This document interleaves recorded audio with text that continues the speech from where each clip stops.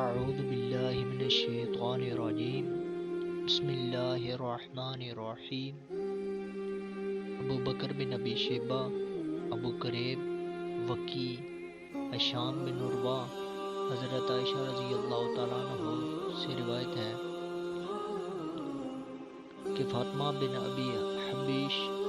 رضی اللہ تعالیٰ عنہ نے نبی کریم صلی اللہ علیہ وسلم کی خدمت میں حاضر ہو کر عرض کیا، یا رسول اللہ صلی اللہ علیہ وسلم، میں مستحاضہ عورت ہوں، میں پاک نہیں رہتی، تو کیا میں نماز چھوڑ دوں؟ آپ صلی اللہ علیہ وسلم نے فرمایا، نہیں، وہ ایک رگ کا خون ہے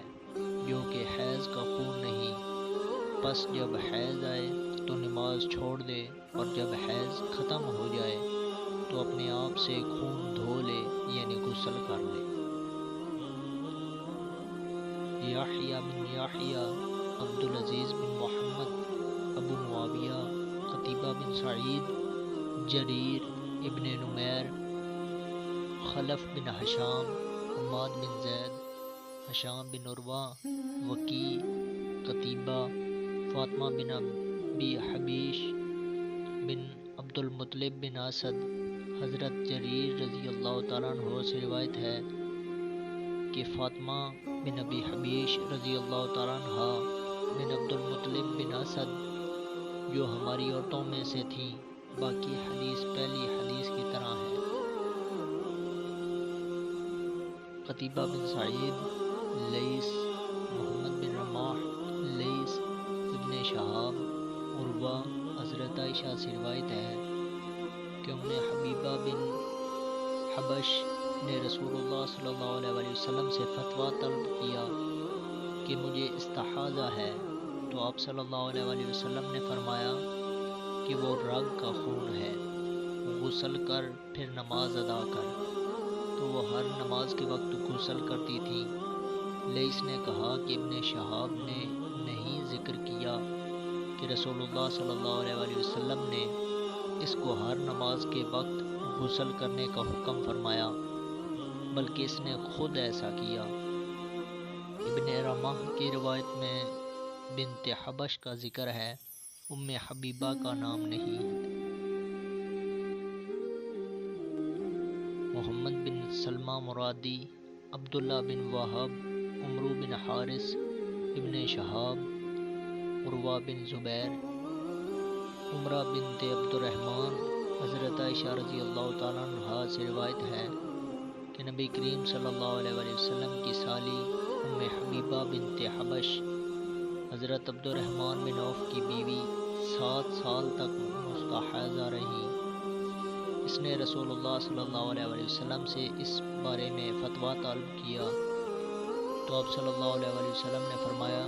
یہ حیض نہیں بلکہ یہ رگ کا خون ہے، غسل کر اور اپنی نماز ادا کر۔ حضرت عائشہ نے فرمایا کہ وہ اپنی بہن حضرت زینب بنت حبش کے حجرے میں ایک برتن میں غسل کرتی تھی، یہاں تک کہ خون کی سرخی پانی کے اوپر آ جاتی۔ ابن شہاب نے کہا کہ میں نے یہ حدیث ابو بکر بن عبد الرحمن سے بیان کی تو انہوں نے فرمایا، اللہ ہندہ پر رحم فرمائے، اگر وہ یہ فتویٰ سن لیتی، اللہ کی قسم وہ روتی تھی کہ وہ ایسی صورت میں نماز ادا نہ کرتی تھی۔ ابو عمران، محمد بن جعفر بن زیاد، ابراہیم بن سعد، ابن شہاب، عمرہ بن عبد الرحمن، حضرت عائشہ سے روایت ہے کہ ام حبیبہ بنت حبش رسول اللہ صلی اللہ علیہ وسلم کی خدمت میں حاضر ہوئی اور وہ 7 سال سے مستحاضہ تھی، باقی حدیث پہلی کی طرح ہے۔ محمد بن مسنہ، سفیان بن عینیہ، زہری، عمرہ، حضرت عائشہ سے روایت ہے کہ بنت حبش 7 سال سے مستحاضہ تھی، باقی حدیث پہلی حدیث کی طرح ہے۔ محمد بن رماح، لیث، قتیبہ بن سعید، لیث، یزید بن حبیب، جعفر، عراق سے روایت ہے کہ ام حبیبہ نے رسول اللہ صلی اللہ علیہ وسلم سے خون کے بارے میں پوچھا، حضرت عائشہ نے کہا کہ میں نے اس کو نہانے کا برتن دیکھا، وہ خون سے بھرا ہوا تھا، تو اس کو رسول اللہ صلی اللہ علیہ وسلم نے فرمایا، جتنے دن تجھ کو حیض آتا تھا اتنے دن ٹھہری رہ، پھر غسل کر اور نماز ادا کر۔ موسیٰ بن قریش، اسحاق بن بکر بن مضر، جعفر بن ربیہ، عراق بن مالک بن زبیر۔ حضرت عائشہ سے روایت ہے کہ زوجہ عبد الرحمن بن عوف ام حبیبہ بنت حبش نے رسول اللہ صلی اللہ علیہ وسلم کو خون کی شکایت کی۔ آپ صلی اللہ علیہ وسلم نے اس سے ارشاد فرمایا، جتنے دن تجھ کو حیض روکتا ہے اتنے دن رکی رہ، پھر غسل کر۔ پس وہ ہر نماز کے لیے غسل کرتی تھی۔ ابو ربیع زہرانی، حماد، ایوب، ابو قلابہ، معاذہ سے روایت ہے کہ ایک عورت نے حضرت عائشہ سے سوال کیا کہ ہم عورتوں کو ایام حیض کی نمازوں کی قضا کرنی چاہیے، تو حضرت عائشہ نے فرمایا، تو حروریہ ہے، ہم میں سے جس کو رسول اللہ صلی اللہ علیہ وسلم کے زمانہ میں حیض آتا تو اس کو نماز کی قضا کا حکم نہیں دیا جاتا تھا۔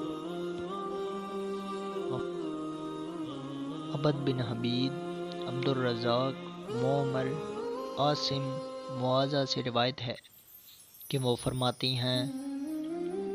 کہ میں نے حضرت عائشہ سے پوچھا، کیا وجہ ہے کہ حائضہ روزوں کی قضا کرتی ہیں اور نماز کی قضا نہیں کرتی؟ تو آپ نے فرمایا، کیا تو حروریہ ہے؟ میں نے کہا، میں تو حروریہ نہیں ہوں بلکہ جاننا چاہتی ہوں۔ تو آپ رضی اللہ تعالیٰ عنہ نے فرمایا، ہمیں حیض آتا تو ہمیں روزوں کی قضا کا حکم دیا جاتا اور نماز کی قضا کا حکم نہیں دیا جاتا تھا۔